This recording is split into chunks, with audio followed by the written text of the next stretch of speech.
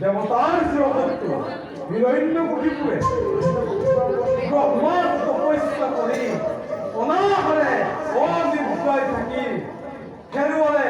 নিজ প্ৰাণ নিজৰ দুখত আৰু তাৰে পত্নী পয়েতুৰামে বৰ্তমান গৰ্ভৱতী সেইবাবে গৰ্ভপাত কৰি এই দৈত্যৰ ৰমণী সমলত যে লুপ্ত কৰি দানৱৰ নাম চিৰশান্তি লম্বিব ইন্দ্ৰ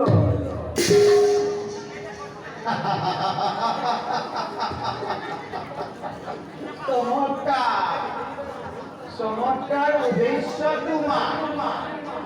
বাৰু কোৱাচোন পুৰন্দৰ কোনে দিলে তোমাক এনে মহাসমস্যা যাৰ তপোবলত আতংকিত হৈ যোগেশ্বৰ নিজেই চিন্তিত যাৰ তপোবলত আতংকিত হৈ ৩৩ কোটি দেৱতাৰ কংকমান নিজেও কংকমান তেনেহে হিৰণ্যকশিপু ইমান সহজে দিন হ'ব পাৰিলেই ধৰাৰ লক্ষ্য